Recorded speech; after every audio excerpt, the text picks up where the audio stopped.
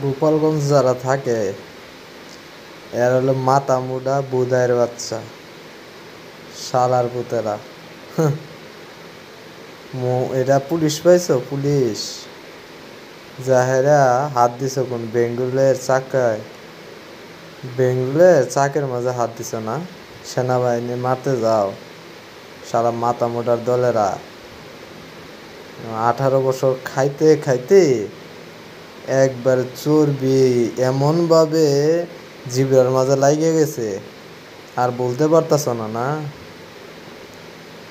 পিডাইয়া খালি কোমর থেকে নিচে পিডাইতেছে, পিডাইয়া পিডাইয়া মনে করো তোমার চর্বিটা কমাইব।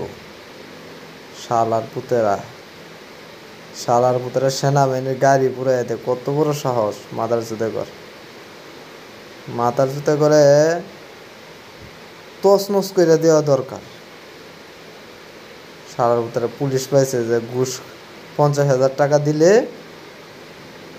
হয়ে গেছে, ঠিক হয়ে গেছে, আর কোনো সমস্যা নাই, সবই সমাধান। পুলিশ পাইছ, হেডার আডি ভেঙে দিব মাদার চোতারা। গোপালগঞ্জ শালা মাথা মোটার দলেরা দেশটা লুটটা বুটটা খায়া বিদেশে পাচার কইরা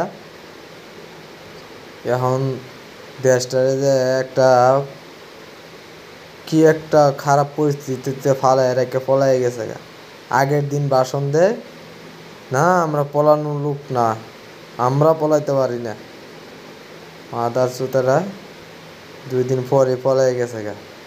কে জেল হাজতে 10 বছর পড়ে থাকতি, 10 বছর পড়ে থাকলে জনগণ এমনিই ভাবতো না আসলে মনে হয় ভুল করে নাই, এত আছেই দেশে আছে, জনগণ একটা সাপোর্ট পাইতো, দেশের নেতাকর্মীরা একটা সাপোর্ট পাইতো, তাও তো পাই নাই। দেশের নেতাকর্মী করে ফালাই রেখে নিজের জীবন নিয়ে ফালাইছে। স্বার্থপর আওয়ামী লীগ, মাদার চুতেরা, মাদার চুতেরা। এখন আবার কয় দেশে আইব,